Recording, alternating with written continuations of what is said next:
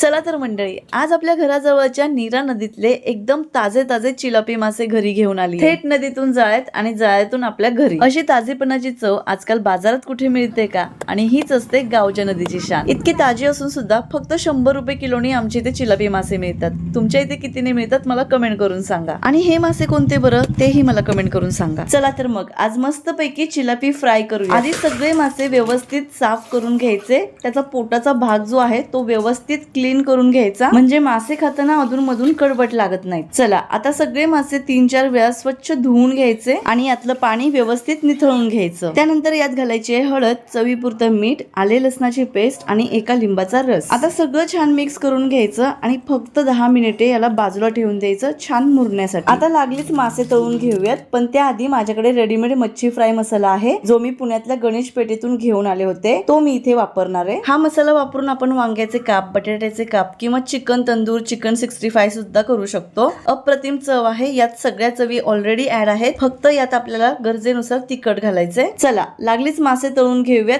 तेल मी आधीच गरम करायला ठेवलं होतं, यात बसतील तितके मासे तळण्यासाठी घालायचे। भांड जरा पसरटच घ्यायचं, म्हणजे एकाच वेळी भरपूर मासे तळून निघतात, पटापट होतात। याची पहिली बाजू छान तळली गेली की त्यानंतरच मासे उलटून घ्यायचे। मध्यम ते मोठ्या आचेवरती गॅस ठेवूनच आपल्याला मासे दोन्ही बाजूने क्रिस्पी होईपर्यंत छान तळून घ्यायचे। मंद आचेवरती मासे कधीच तळायचे नाहीत, कारण मासे लवकर मऊ पडतात। तर अशा पद्धतीने मासे आलटून पलटून छान क्रिस्पी तळून झाले की ते बाजूला काढून घ्यायचे। जो मसाला आपण फ्राय करण्यासाठी वापरलाय ना, त्याने मासे बराच वेळ क्रिस्पी राहतात। आणि समजा मासे थंड झाल्यावर थोडेफार मऊ जरी पडले ना, तर गरम तव्यावरती मासे ठेवून द्या, पुन्हा आहे असे क्रिस्पी होतील। आणि जर तुमच्याकडे हा मसाला अवेलेबल नसेल तर सिंपल रवा घेऊन त्यात मीठ मसाले घालून मासे त्यात डीप करून तळून घेऊ शकता, तेही छान लागतात।